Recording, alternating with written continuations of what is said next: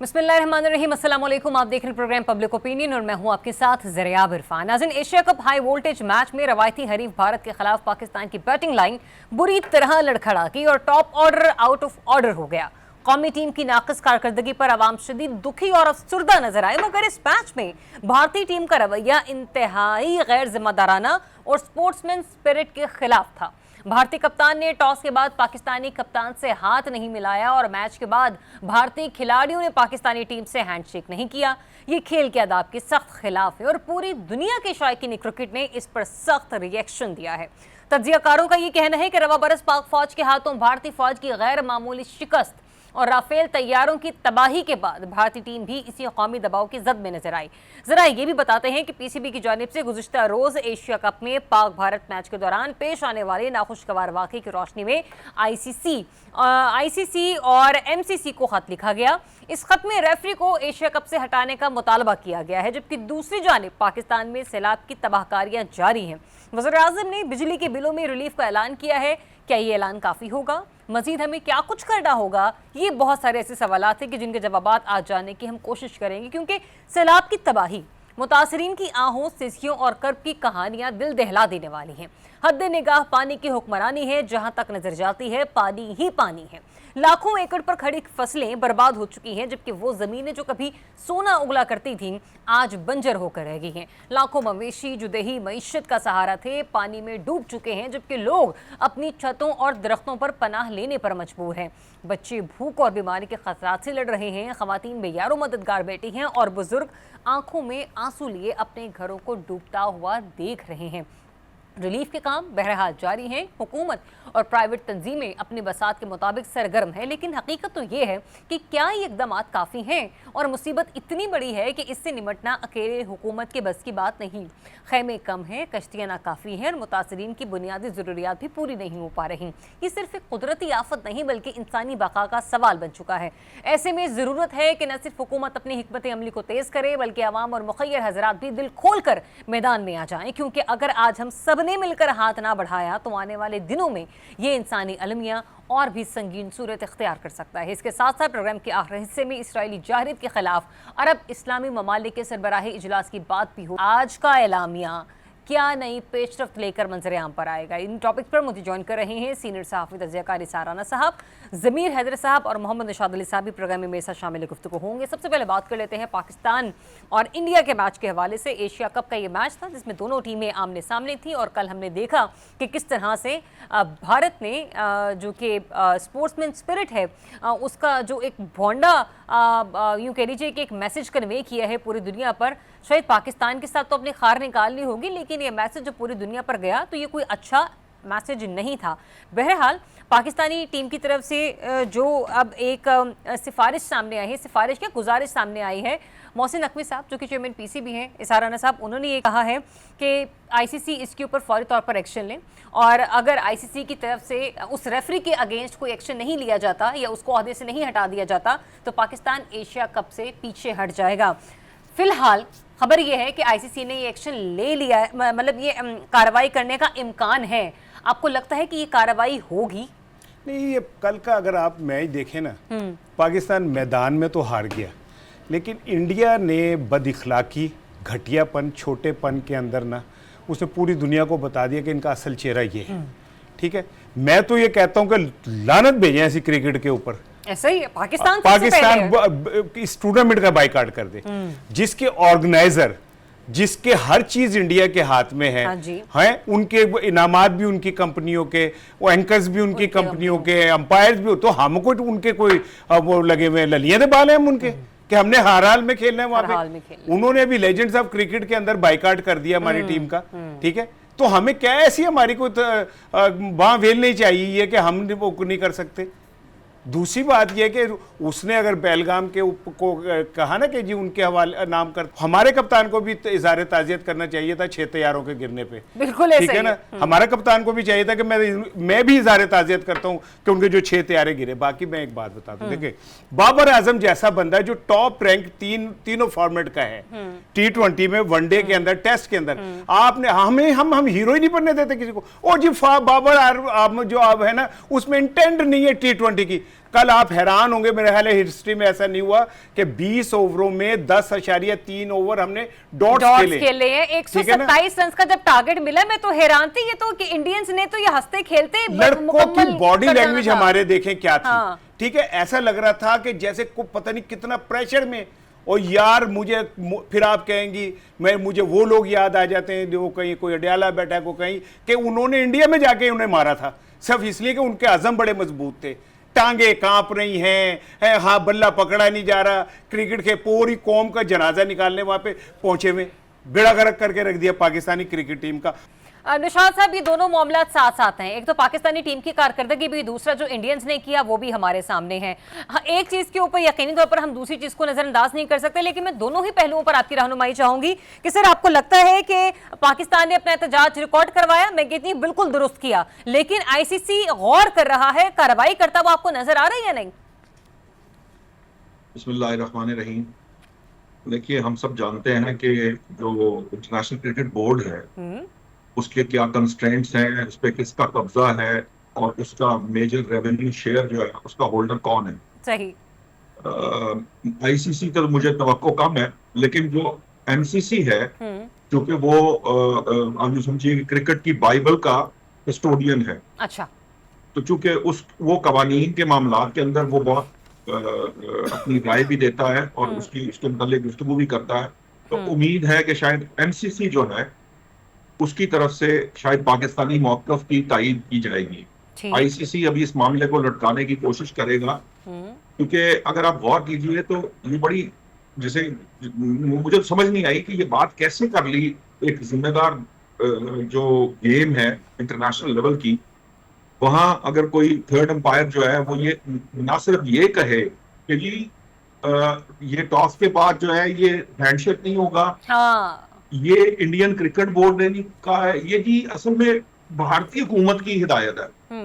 भाई, क्रिकेट का third umpire कब और कैसे ये भाई, आप तनख्वाह भारतीय क्रिकेट बोर्ड से लेते हैं, बिल्कुल सवाल तो यही बनता है, आपको तो आईसीसी पे कर रही है, आप उसके रूल्स और रेगुलेशंस को फॉलो करें। मैं तो हैरान इस बात पे हूं कि भारतीय हुकूमत जो है वो बराह रास्त एडमिट कर रहा है कि भारतीय हुकूमत ने कहा है कि जी वो हैंडशेक नहीं होगा। क्यों? इसलिए कि वहां गोदी मीडिया ने 2 दिन पहले से ये शोर डालना शुरू कर दिया था कि पहले तो वो कहते थे कि एशिया क्रिकेट का आप जा क्यों रहे एशिया कप खेलने, फिर जो है उन्होंने हैंडशेक के ऊपर इतना शोर मचाया कि आईसीसी भी उससे इन्फ्लुएंस्ड है, उससे जो है एशिया कप हो रहा है उसके अंदर जो थर्ड अंपायर है वो ये कह रहा है कि जी मैच रेफरी जो है वो पैगाम दे रहा है। मैं तो हैरान रह गया हूँ, इसको खेल तो कहते ही नहीं है।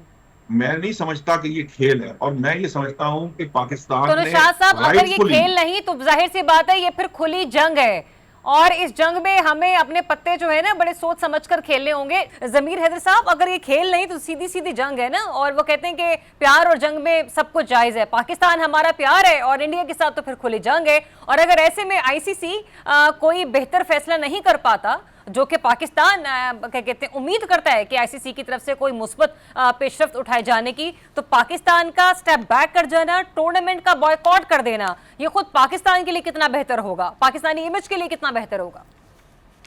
देखें, एक तो ये कि एक चीज़ होती है स्पोर्ट्समैनशिप और दूसरी होती है मॉरल्स। मॉरल्स क्या होते हैं इंडिविजुअल्स के। आप जब कैप्टन होता है किसी भी क्रिकेट टीम का, वो जब ग्राउंड में होता है तो वो मालिक होता है उस टीम का और उसको रिप्रेजेंट कर रहा होता है अपने मुल्क को जी। और उस वक्त उसने खुद डिसाइड करना है कि जनाब उसका मॉरल जो करेक्टर है वो क्या नज़र आना चाहिए, उसकी स्पोर्ट्समैनशिप नज़र आनी चाहिए कि नहीं आनी चाहिए। तो शेक हैंड जो मैं ये समझता हूँ कि जब आप रिप्रेजेंट कर रहे होते हो मुल्क को तो आप उस वक्त ऑल इन ऑल होते हो। आपके ऊपर जो है वो यकीनन बाद में तनकीद भी होती है, आपके ऊपर आपकी तारीफ भी की जाती है, लेकिन उस वक्त then and there you are the captain. आपने डिसाइड करना है कि आपको हिस्ट्री में कैसे याद रखा जाएगा। एक चीज। दूसरी चीज ये कि आईसीसी क्या करती है ये तो अब आने वाले दिनों में पता लगेगा, लेकिन कुछ ज्यादा उम्मीदें ना लगाए रखें, क्योंकि मेनली ये इट्स अ $billion गेम। क्योंकि जो ज्यादा पैसा कमाता है, जो ज्यादा पैसा कंट्रीब्यूट करता है, उसकी तरफ झुकाव होता है। तो कमाऊ पूत वाली कहानी है इसमें। अब देखते हैं कि आने वाले अच्छा, दिनों मेरे पे से क्या बस फैसला मुझे मेरिट एक पे होता है कि नहीं होता। सवाल का जवाब दे एक- दीजिए जमीर हैदर साहब। आपने अच्छा ठीक है बोलिए, मैंने सवाल भी आप ही से लेना था वैसे। अच्छा, अब ये तो हो गया जी आईसीसी, और फिर दूसरा आ जाते हैं कि जी अर्नाब गोस्वामी को मैं सुन रहा था अगले रोज, वो चीख चीख के कह रहा था, और पहली दफा मुझे लग रहा था कि इंडियन क्रिकेट टीम को उसकी बात मान लेनी चाहिए थी कि भाई no pride is higher than Indian pride, cricket pride is no pride in front of Indian pride. तो भाई वो अगर ना खेलते तो शायद हमारी जो इतनी बुरी शिकस्त हुई है अपने क्रिकेट के मैदान में वो ना होती। पहली दफा मुझे अर्नाब गोस्वामी की बात जो है मैं चाहता था कि क्रिकेट टीम सुन लेती।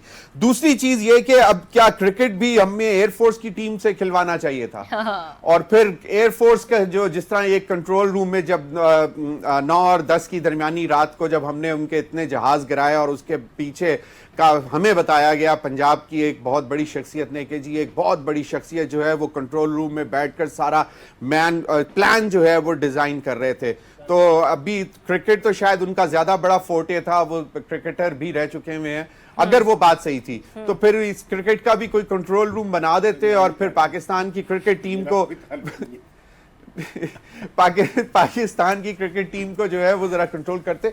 अब बात बड़ी सिंपल सी है, देखें कि अगर आपने एक आपकी क्रिकेट टीम का मॉरल जो है वो तो बहुत ऊपर होना चाहिए था, क्योंकि आपने मई में जो इंडिया को शिकस्त दी है उसके बाद पूरी कौम का सीना जो है वो बिल्कुल सीना तान के फिर रही है कौम।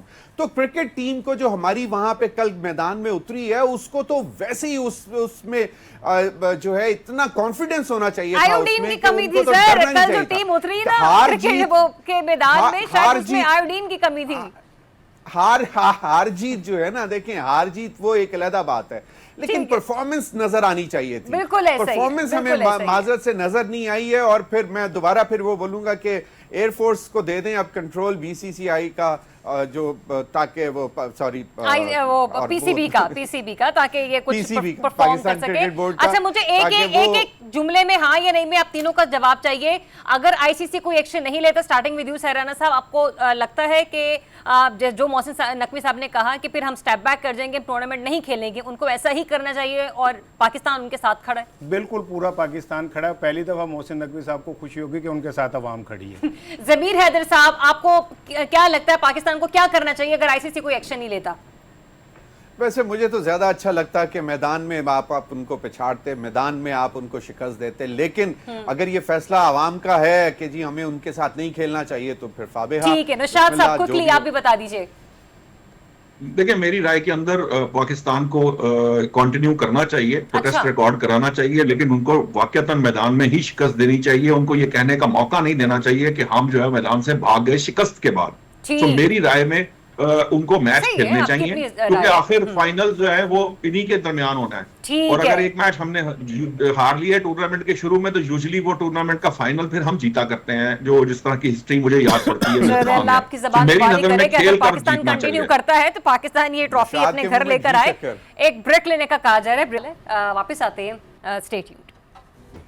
जी वेलकम बैक वंस अगेन। नाज़रीन, पंजाब को तारीख के बदतरीन सैलाब का सामना है और गुज़िश्ता हफ्ते हमने देखा कि बारिश नहीं हुई, लेकिन इसके बावजूद जो पानी खड़ा है उसमें गैर मामूली कमी जो है वो वाक़ई हुई है। लेकिन इसके बाद की जो सिचुएशन है वो खासी परेशान कुन नज़र आ रही है, क्योंकि अब तक जो रिलीफ के ऑपरेशंस हैं वो जारी हैं, रेस्क्यू ऑपरेशन चल रहा है, क्योंकि जब तक कि पानी नहीं उतर जाता उसके बाद ही कोई तखमीना नुकसान का लगाया जा सकता है। लेकिन फिर भी जो अब तक की रिपोर्ट्स और जो आदाद-ओ-शुमार मंजर यहाँ पर आए हैं उसके मुताबिक इन तबाहकारियों में जो नुकसानात हैं वो 1.4 अरब डॉलर से तजावुज़ कर गए हैं। अच्छी खबर यह है कि प्राइम मिनिस्टर साहब ने बिजली के बिलों में रिलीफ का ऐलान किया है, लेकिन मैंने ये सुना है कि शायद सिर्फ 1 महीने के जो बिल हैं वो माफ़ किए गए हैं। क्या ये काफ़ी होगा? अगर नहीं तो मजीद क्या इकदाम उठाना होंगे और क्या कुछ रिलीफ दिया जा सकता है? नशाद साहब, 1 माह का बिजली के बिलों में रिलीफ मैं मानती हूँ कि एक अच्छा इकदाम है, इसके हमें अप्रिशिएट भी करना चाहिए, लेकिन इससे बढ़कर करने की जरूरत है। जो ग्राउंड रियलिटीज हैं वो बिल्कुल मुख्तलिफ है। देखिए ये जो वफाकी गवर्नमेंट की तरफ से जो रिलीफ दिया गया है वो 1 माह के बिल का है। असल में ये जो एक्चुअल काम है ये सूबों का है। सूबाई हुकूमतों ने रिलीफ देना है जो एक्चुअल रिलीफ होना चाहिए, क्योंकि उनके पास ये एनएफसी जो इस वक्त जो एनएफसी का शेयर है उसके बाद आप जानते हैं कि वफाक के पास तो अपने जो अखराजात हैं वो भी कर्ज लेके पूरे करने पड़ते हैं, तो उनके पास तो ये गुंजाइश ही नहीं है। इसलिए जब ये बेनजीर इनकम सपोर्ट प्रोग्राम की जो रट लगाई गई, इसका मकसद भी यही था एक सूबे की तरफ से, यानी पीपल्स पार्टी की तरफ से, कि ये सारा कुछ विफाक पे डाल दिया जाए। भाई BISP तो नादार लोगों के लिए है, और वहां तो काश्तकार और वो जो इज्जतदार लोग हैं, वो अच्छे खासे खाते पीते घरानों के लोग हैं, उनका बेनजीर इनकम सपोर्ट से कोई ताल्लुक नहीं बनता। इसका मकसद सिर्फ ये था कि एक्चुअली ये करने की कोशिश की जा रही थी कि सारा बोझ विफाक उठाए। विफाक ये बोझ नहीं उठा सकता, ये बात आपको भी मालूम है और मुझे भी मालूम है।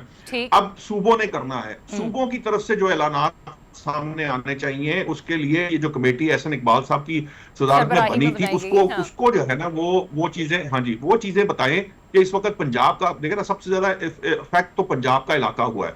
KPK में भी नुकसान हुए थे, गिलगित बल्तिस्तान में भी हुए थे, लेकिन सबसे ज्यादा नुकसान पंजाब में हुआ है। अगरचे कि अभी तक तो ये जो $1.4 बिलियन तो शायद 2022 में सैलाब के बारे में कहा जा रहा है कि 2022 का जो गुज़िश्ता सैलाब है, ये शायद उससे कम से कम ज्यादा नहीं था तो कम भी नहीं था।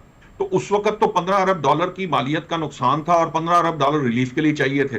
तो ये $30 अरब का नुकसान, और जो हफीज पाशा साहब है वो भी तकरीबन $30 अरब के नुकसान की बात करते हैं, और ये तो 1.4 अरब यानी 400-500 अरब रुपए का नुकसान ये अगर फर्ज करे बताने की कोशिश कर रहे हैं। तो मुझे तो वैसे इन फिगर्स की अभी समझ में नहीं आ रही। तो जब तक वो कमेटी ये फाइनल नहीं करेगी कि पंजाब में कितना नुकसान हुआ, और उसके लिए फंड्स बेसिकली जो प्रोविंशियल गवर्नमेंट्स हैं उन्होंने एलोकेट करवाने चाहिए, उन्हें देने चाहिए, उन्हें ये सारी बहाली का काम करना है। और ये एक बात जो सुनने में आ रही है वो ये है कि इसमें इंपॉर्टेंट पहलू ये है कि ये जब कॉल की जा रही थी कि जी सैलाब की फौरी इंटरनेशनल कॉल दे दी जाए, तो नुकसानात उस नौयत के नहीं थे कि जिसमें इंटरनेशनल कॉल दी जा सके, जिसकी वजह से जो गवर्नमेंट ऑफ पाकिस्तान है उसने ये कॉल नहीं दी।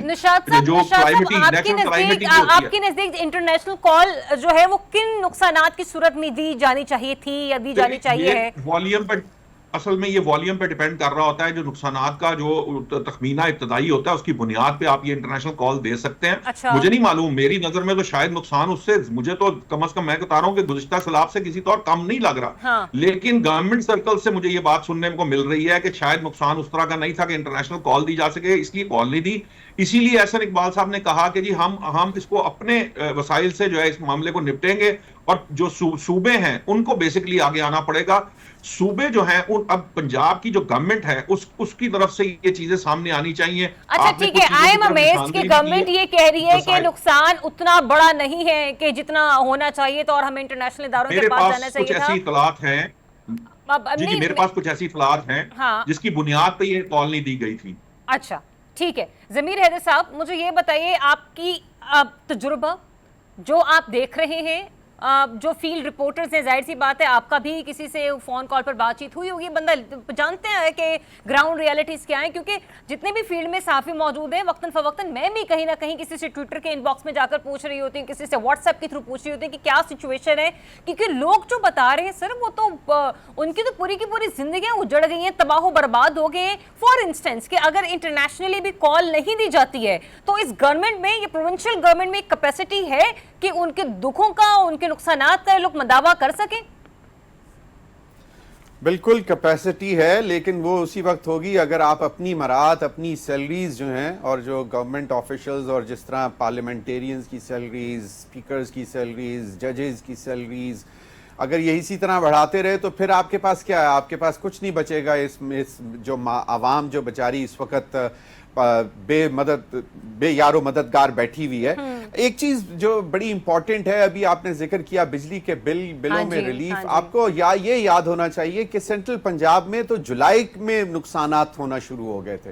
तो वो तो वहां पर वो बेचारे मरे बैठे हुए हैं, जहां पे इतनी लाखों एकड़ वहां पे भी जाया हुए, उसके बाद फिर मवेशी उनके मर गए, घर तबाह हो गया, इंफ्रास्ट्रक्चर, बेसिक इंफ्रास्ट्रक्चर तबाह हुआ।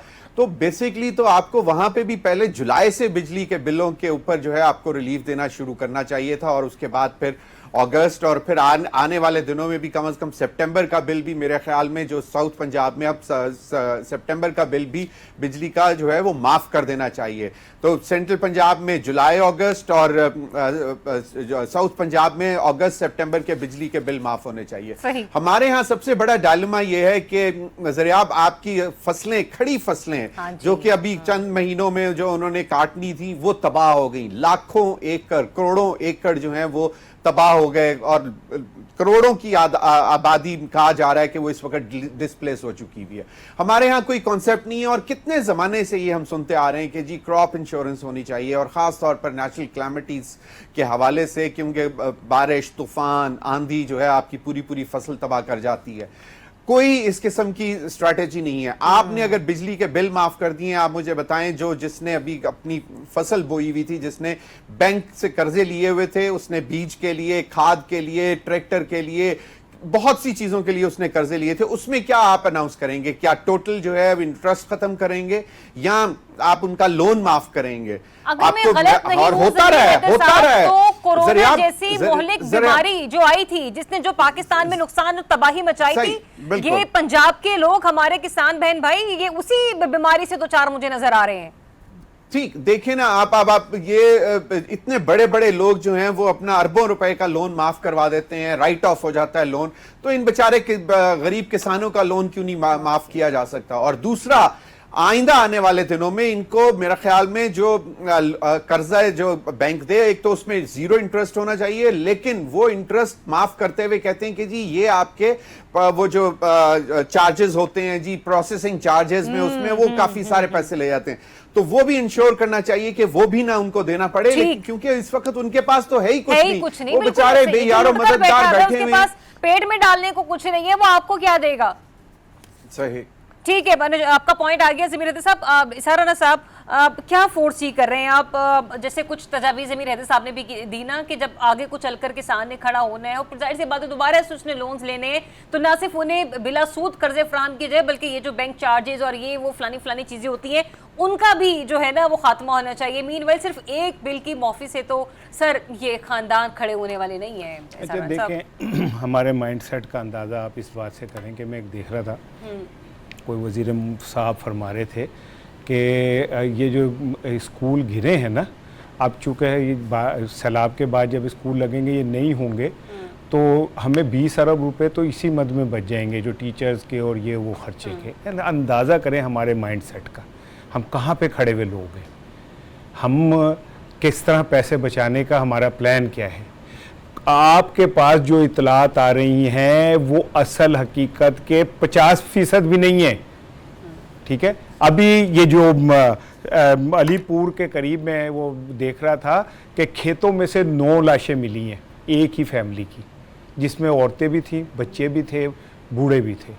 पता नहीं कितने लोग मर गए जिनका हमें अभी पता भी नहीं, इदराक ही नहीं है हमें। हम वो लोग हैं जो बारिश हो या सैलाब हो ना, तो हमारी नज़र फ़ौरन दायरे गैर की तरफ उठ जाती हैं, पेमेंट कटो, पेमेंट, साढ़े बंदे मर गए। हम खुद क्या करते हैं भाई? हमारा अपना इंफ्रास्ट्रक्चर क्या है? हम के चोर डाकू तो पहुंच जाते कश्ती लेके उन घरों में सामान उठाने, हमारे हुक्मरान क्यों नहीं पहुंचते? वो लोग दोहरी अजियत का शिकार हैं। अच्छा, लेकिन यहाँ पे 2 साहिबान का मैं नाम लेना चाहूँगी, एक तो मरियम औरंगजेब साहिबा का भी और एक सलमान रफ़ीक साहब का भी, जो कि मौके पर मौजूद है गुज़िश्ता 3-4 रोज़ से, और लोगों को रेस्क्यू का जो ऑपरेशन है उसमें वो लोग मुतासरीन के साथ साथ, ठीक है, वो एक इलाके में बैठे हुए, उनकी एफर्ट को मैं कतई इनकार नहीं कर रहा। मैं तो बात ये कर रहा हूँ कि ये तो कैमरे हैं ना जो उन्हें कवर कर रहे हैं, जहाँ कैमरे नहीं और लोग मर रहे हैं, उनका कौन पूछेगा?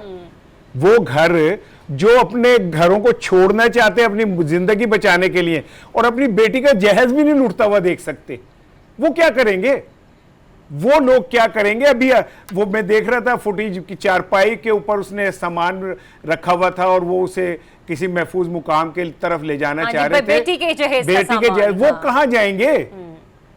खाली ये चंद फुटेज, चंद तस्वीरें, चंद खबरें, ये मदावा है इसका? 10 से 15 लाख लोग जो हैं वो इस वक्त मौत और जिंदगी की कैफियत में हैं। खुदा का वास्ता में ये छोटी छोटी वीडियोस और छोटे छोटे क्लिपों में ना फंसाओ। आप उन लोगों तक पहुंचे, क्यों नहीं पहुंच सकते आप? ऐसे क्या हम एटमी कुव्वत हैं, दुनिया की बड़ी ताकतों में से हैं। अभी भी हम रवांडा हैं कि पानी है तो हमारे पास वसाइल नहीं है। हमारे एक वजीर खारजा साबिक वो कहता है आसमान से सैलाब गिर रहा है, एक कहता है बारिश हो रही है। मैं वो आगे नहीं कहना चाहता, लेकिन आगाज क्या हो रहा है? वजीर आजम का पहले था कि हम आलमी दुनिया हमारे मदद करे, वो बिलावल भुट्टो का था कि जी हमें आप रिलीफ दें। भाई आप हर काम इस जगह पे क्यों अड़ जाते हैं? बाहर निकलें, अपनी जिम्मेदारी संभालें।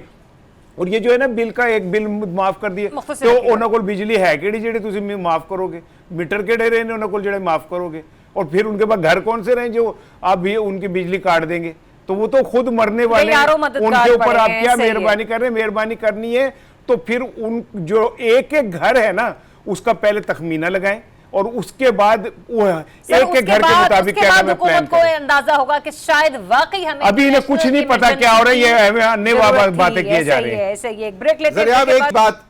जरियाब एक छोटी सी बात ऐड करना चाहूंगा क्विकली। एक तो अभी इसार राना साहब ने स्कूलों का जिक्र किया, मुझे इत्ला मिली कि एक स्कूल की बिल्डिंग थी जो कि तकरीबन 60 साल पहले बनी थी, वो इंटैक्ट खड़ी थी, और जो पिछले 10-15 साल 20 साल पहले की जो बिल्डिंग्स बनी हुई थी स्कूलों की जो नई बनी थी वो तबाह हो गई। तो ये तो हमारा हाल है कि जो पुराना इंफ्रास्ट्रक्चर बना हुआ था वो इंटैक्ट होता था, और हमेशा गांव में जहां पे भी कोई सैलाब की सूरत हाल होती थी तो वहां के मुकामी लोग स्कूल की छतों पे जाके बैठ जाते थे कि उनको मालूम होता था कि ये सरकार ने बनाया हुआ है, ये मजबूत है, ये नहीं टूटेगा। सरकार का हाल ये है कि आपका जो है वो मजबूत नहीं है, ऐसे ही है साहब। अब किसको जाके ये बेचारा पुकारेंगे? ये आपने बड़ी अच्छी और बड़ी दुरुस्त निशान दी कि ब्रेक लेते हैं, ब्रेक के बाद जब वापस आएंगे तो बात करेंगे मुस्लिम इस्लामिक सरबराही कॉन्फ्रेंस के हवाले से। Stay tuned. Welcome back once again. नाज़रीन, हाल ही में इसराइल ने जो कतर पर हमला किया उसके बाद आज अरब इस्लामिक सरबराही कॉन्फ्रेंस होने जा रही है। इसका अहम इजलास है जिसमें हमारे प्राइम मिनिस्टर शहबाज शरीफ साहब भी शिरकत के लिए पहुंचे हैं। मीनवाइल दो एक बड़े अहम सवाल हैं। एक तो ये कि 2 अरब लोगों की नज़रें इस कॉन्फ्रेंस पे जुड़ी हैं क्योंकि इसराइल के खिलाफ अगर वाज़े रोड मैप ना दिया तो यकीनी तौर पर आलम इस्लाम का तहफ़्फ़ुज़ जो है वो एक बहुत बड़ा सवालिया निशान है। दूसरा ये कि पाकिस्तान की तरफ से तजवीज़ आई है कि अरब इस्लामिक टास्क फोर्स बनाई जाए। क्या ऐसा मुमकिन हो पाएगा? इस पर अमल दरामद हो पाएगा? ज़मीर हैदर साहब, फर्स्ट ऑफ ऑल जो पाकिस्तान की सजेशन है, how do you see this? अमल दरामद होगा इसके ऊपर? अरब इस्लामिक टास्क फोर्स ये बननी चाहिए? देखिए, जब भी कोई इस तरह का अफसोसनाक बड़ा वाकया होता है तो फिर इस तरह के इजलास बुलाए जाते हैं और फिर वही एक वो जो कहावत होती है ज़बानी जमा खर्च, ज़बानी जमा खर्च और बर्खास्तन, गुफ्तन नशस्तन और बर्खास्तन। अब बात यह है कि जो कि इस वक्त इस खित्ते में बैठकर अपनी बदमाशी को कायम करने की कोशिश कर रहा है वो किसके ईमा पे कर रहा है? आप उससे बात करें ना। वो तो बड़ा कन्वीनियंटली बैठकर ये कह देता है कि जनाब जो इजराइल को है बहुत रिस्पॉन्सिबल बिहेव करना चाहिए, कतर हमारा बहुत पुराना और करीबी दोस्त है। बात यह है कि ये नहीं होना चाहिए। और वहां पे जिस दिन ये हमला हुआ उस दिन रिपोर्ट्स आ रही थी कि यूएस का जो रिफ्यूल करने वाला जो जहाज होता है वो भी ऊपर हवा में मौजूद था, क्योंकि वो जो डिस्टेंस है इजराइल से लेके वहां तक। तो आप इन बातों पे यकीन करें या आप ये अपने बैठकर बात करेंगे और उसके बाद फिर बाद में पता चलेगा ओहो सॉरी ये तो फिर दोबारा गलती हो गई और इजराइल को ऐसा नहीं करना चाहिए। बात यह है कि हमने सुनी थी ना, एक अरब फोर्स भी बनी थी और उसमें हमारे एक बड़े जो है साबिक आर्मी चीफ जो हैं वो उसको हेड कर रहे हैं और पता नहीं शायद बिलियंस ऑफ मतलब अरबों की तनख्वाहें ले रहे हैं वो। बात यह है कि वो फोर्स क्या कर रही है? आज आप ये टास्क फोर्स बना देंगे तो वो फोर्स क्या कर रही है जो बनाई थी? वो क्या नहीं रोक सकती? क्या वो थ्रेट नहीं बन सकती इजराइल के लिए कि आइंदा वो किसी इस्लामी मुल्क के ऊपर हमला ना करे? तो मसला यह है कि हमारे अपने अपने इंटरेस्ट हैं, छोटे छोटे इंटरेस्ट हैं जिसकी खातिर हम बैठकर बात तो बहुत बड़ी बड़ी कर जाते हैं और बाद में हम जाके पैर भी पकड़ लेते हैं। तो यही एक हमारा सबसे बड़ा जो जिसको हम कहते हैं कि एक तो हमारा इस्लामी उम्मा जो है वो उस तरह इत्तेहाद या मुत्तहिद नजर नहीं आती। उसमें वो इत्तेहाद नजर नहीं आता जो कि होना चाहिए। आप मुसलमान जहां पे मुस्लिम उम्मा का इत्तेहाद एक सवालिया निशान है, वहीं पर अरब ममालिक का और यूं कह लीजिए कि बड़ी इकोनॉमी का ताज पहनने वाले जो दो बड़े कंट्रीज हैं, उनका जो अमेरिका के ऊपर आंख बंद करके एतमाद था, आपको लगता है कि वो मौका है कि उनके एतमाद को सख्त ठेस पहुंची है? नहीं, मुझे नहीं लगता है, ऐसा अच्छा। नहीं है। देखें, हम तो यहाँ पे कोई जलसा जुलूस भी नहीं निकाल सकते। और मैं कुछ दिन पहले देख रहा था कि किसी बड़े मुल्क में एक इतना बड़ा मार्च था कि वो 4-5 मिनट की वीडियो जो ट्रेन में बैठकर उस बंदे ने बनाई हुई है वो खत्म नहीं हो रही थी। और मेरे ख्याल में probably it was Sydney bridge और something, I don't remember it, probably Australia में था। तो वो अब आप मुझे बताएं कि हम इस्लामी मुल्क में क्या हो रहा है। आप मुझे बताएं, अमेरिका में सबसे ज्यादा आवाज किन स्टूडेंट्स ने उठाई और उनको वहां से रेस्टिगेट किया और उनको फिर निकाला भी गया? क्या वो मुसलमान थे या वो पाकिस्तानी थे, वो अरबी स्टूडेंट्स थे, वो इराकी स्टूडेंट्स थे, कौन थे? तो ये हमें देखना पड़ेगा कि बेसिकली आपको अपने गिरेबान में खुद झांकना पड़ेगा कि आपकी अपनी कमजोरियां क्या हैं। सही। और वरना इस किस्म की चीजें होती रहेंगी। आप इतना अरसा से चलें, ये तो एक वन ऑड इंसिडेंट हुआ है। आप मुझे बताएं कि जो गजा में अब तक होता आ रहा है, अब इस बात को तकरीबन साल से ज्यादा अरसा होना है, 10 October probably last year was the date जिसको जहां से एक खौफनाक जो है वो गजा के ऊपर जुल्म शुरू हुए थे, आज तक नहीं खत्म हुए। बच्चे वहां पे भूखे मर रहे हैं, प्यासे मर रहे हैं। आप सिर्फ एक इराक के ऊपर हमला हो गया तो आपने जनाब एक्स्ट्रा ऑर्डिनरी सेशन बुलाकर आपने बोलना शुरू कर दिया। आप कतर के ऊपर आपके पास इतना रिजॉल्व नहीं है कि आप सब इस्लामी मुल्क मिलकर बैठे हैं और उनको कहें कि जी पूरे बड़े-बड़े जहाज भरो, बड़े-बड़े जहाज भरो। होता है फलस्तीन और कतर मवाजना ही नहीं है सर। देखिए, मैं वही कह रहा हूं ना कि आपको बड़े जहाज आपको चाहिए कि अपने इतने बड़े मुल्क हैं, इस्लामी मुल्क हैं जिनकी बंदरगाहें बहुत बड़ी वहां पे बड़े जहाज भरे एड के, खाने पीने के, दवाइयों के, मोबाइल हॉस्पिटल्स के, और पहुंचे गजा पे। आप यहाँ टेबल पर राउंड टेबल बैठकर क्या कर लेंगे? मेरे पास लास्ट 6-7 मिनट से मेरे दोनों साहिबान की तरफ जाने। साराना साहब, इसहाक डार साहब जो कि वज़ीर ख़ारजा है, नए वज़ीर आज़म, उन्होंने कहा कि 2 अरब लोगों की नजरें इस्लामी सरबराही इजलास पर हैं। इसराइल के खिलाफ वाज़ेह रोड मैप ना दिया तो ये अफसोसनाक होगा। सर, ये सिर्फ वज़ीर ख़ारजा के दिल की ख्वाहिश नहीं है, ये मेरे ख्याल में हर दर्द दिल रखने वाले और तमाम मुस्लिम उम्मा की ख्वाहिश है कि कोई तो हो जो इसराइल को मुंह तोड़ जवाब दे दे। 2 अरब लोगों की नज़रें इसराइल पे हैं, उन्हें फिर भी नज़र नहीं लगन दी, ठीक है ना। हम सिर्फ नज़रें ही रख सकते हैं। बात यह है कि मैं तो आज 2 बातें मैंने पहले क्रिकेट पे कहा, कौमी गैरत पे कोई कंप्रोमाइज़ नहीं, भारत को जूते की नोक पे रखें, क्रिकेट छोड़ दें। दूसरे नंबर पे ये कि आज पाकिस्तानी हुकूमत ऐलान करे कि हम ट्रंप की वैश्याना कारकर्दगी और वो जो उसने दुनिया को एक आग में फेंक दिया है और इसराइल के सर पे खड़े होकर मुसलमानों का कत्लेआम करा रहा है, हम अपनी सिफारिश वापस लेते हैं, हाँ, नोबल अवार्ड वाली। अच्छा। फौरी तौर पे ऐलान करें ताकि हमारा बैनुल अक़वामी स्टैंड क्लियर हो जाए कि हम ऐसे लोगों के साथ नहीं हैं जो मुसलमान, जिनके हाथ मुसलमानों के खून से रंगे हुए हैं। और ये जो है ना इस टास्क फोर्स और ये ना हमारी पुरानी वारदातें, कोई नई वारदात नहीं है। पाकिस्तान में अगर आप देखें ना, जितनी टास्क फोर्स हमने बनाई, सादगी की टास्क फोर्स, महंगाई कम करने की टास्क फोर्स, बिजली कंट्रोल करने की टास्क फोर्स, सियासी आलूदगी खत्म करने की टास्क फोर्स, असली टास्क फोर्स ही बनानी जानते हैं बस, और कुछ नहीं करते। इसके अलावा हमारे पास करने को कोई काम नहीं है। तारीख लिखेगी, जरा भी याद रखिएगा कि जब मुसलमानों को चुन चुन के मारा जा रहा था, जब मुसलमानों को चुन चुन के कत्ल किया जा रहा था, तो मुसलमानों के नाम पर बैठे हुए हुक्मरान कमेटी खेल रहे थे और कुछ नहीं कर रहे थे। करे ना इखलाकी जुर्रत, मुस्लिम ममालिक कहे ना ट्रंप का नाम लेके कि असल जिम्मेदार तुम हो जो बदमाश के सर पे हाथ रख के खड़ा हुआ है, जिसके तैयारे हवा में उड़े होते हैं कि अगर तुम्हारा फ्यूल कम हो तो आप मुझसे लो, लेकिन बम गिरा के आओ। करे ना बात, लेना ट्रंप का नाम, लेना उसका सिफारिश वापस। आप नहीं ले सकते। आप ये इस तरह की रंगबाजियां करके OIC और फला कर के आप अपना स्कोर पूरा करते हैं और घर आके कहते हैं देखा ना हमने कैसा मजाक किया, बस खत्म। नौशाद साहब, आपकी तरफ मैंने ना सिर्फ 2 पहलू लेकर आने हैं। आज फवाद चौधरी साहब की मैं ट्वीट पढ़ रही थी, उन्होंने 2 अपने ट्वीट के जरिए ना तजावीज़ दी हैं। एक तो ये उन्होंने कहा कि शायद ही वो वक्त आ चुका है कि चीन और अमेरिका के दरमियान अब अरब ममालिक जो हैं उन्हें बैलेंस कायम करने की जरूरत है। उन्हें ये देखना होगा कि उन्होंने तमाम अंडे एक ही टोकरी में नहीं डालने। दूसरा, उन्होंने एक सजेशन दी, जाहिर सी बात है जो हमारे इंटेलिजेंस इदारे हैं वो बहुत शऊर रखने वाले लोग हैं, पूरे मुल्क की इंटेलिजेंस संभाल रहे, लेकिन फिर भी उन्होंने कहा कि पाकिस्तान के अहम ओहदों पर लोग खुसूसन अपने फ़ोन और कंप्यूटर्स का इस्तेमाल एहतियात से करें, व्हाट्सएप और जीमेल जैसी ऐप से एतराज़ करें और अपना सिक्योर मॉडल बनाएं, वरना ईरान जैसी कार्रवाई की मिसाल में ईरान जैसी कार्रवाई की मिसाल हमारे सामने है।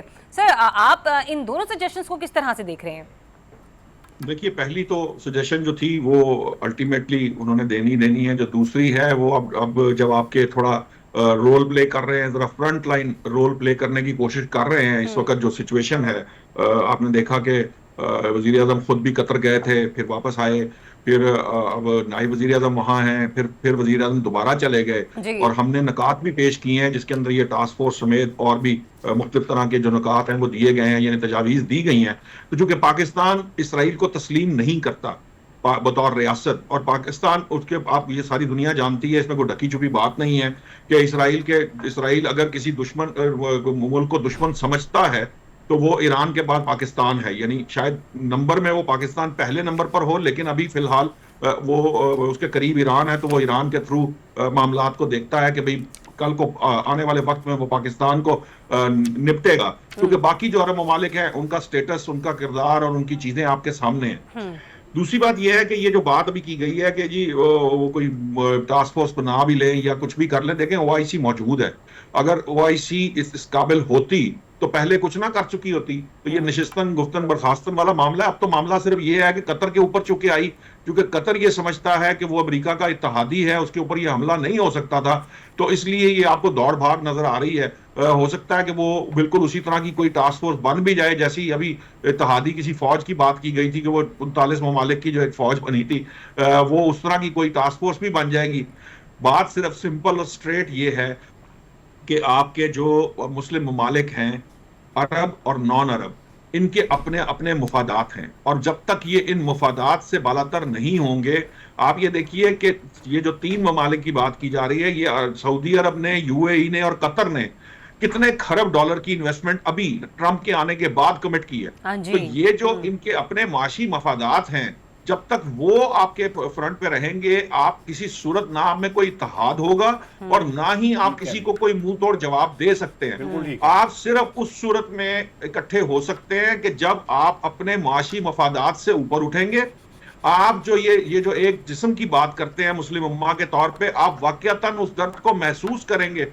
ईमानदारी से मैं यहाँ पे आज भी, ये मेरा चैलेंज है पूरी मुस्लिम दुनिया को, कोई मुझे ये शख्स बता दे कि किसी हुक्मरान को वाकयातन क्या फिलिस्तीन में जो कुछ हुआ है उसका दुख है, उसने महसूस किया है? बिल्कुल ठीक। किसी हुक्मरान ने वो महसूस नहीं किया। अगर महसूस किया होता तो फिर ये हुकूमतें जो उनको अल्लाह ताला की तरफ से अता की गई, उनके लोगों ने उनको अपनी नुमाइंदगी दी, फिर वो उनकी नुमाइंदगी करते, बिल्कुल उसी तरह जिस तरह आपने देखा कि पूरी दुनिया के अंदर, चाहे वो कोई क्रिश्चियन है, इवन यहूदी, आप सिर्फ क्रिश्चियंस की बात को छोड़ दें, यहूदियों ने इस ज़ायनिस्ट स्टेट के खिलाफ एहतजाज किया है। तो हम तो इस काबिल भी नहीं है कि हम उस सतह का कोई प्रोटेस्ट भी कर पाते। बहुत सोचने वाली बात है। मैं और आप, मेरे से तो फलस्तीन की बात नहीं की जाती, सच्ची बात है। मैं बात करना शुरू करता हूँ, सही कह रहे हैं आप, मेरे सामने लोग आ जाते हैं। निशात साहब, आपने दुरुस्त फरमाया, और वो कहते हैं कि जब अपने घर में आग लगती है शायद तभी आपको मालूम होता है। अब जब कतर पर अटैक हुआ है, कतर वालों को भी मालूम हुआ होगा कि जब घर में आके कोई घुसकर मार के जाता है ना, तो तकलीफ कैसी होती है। अल्लाह ताला फ़लस्तीनियों पर अपना रहम करे। हम तो कुछ नहीं कर पा रहे हैं, लेकिन एक वही ज़ात है जो उनकी बका के लिए और आलम इस्लाम की सलामती के लिए ही कुछ कर सकती है, वरना हम तो किसी काबिल नहीं है। इजाज़त दीजिए, अपना बहुत सा ख्याल रखिए। अल्लाह।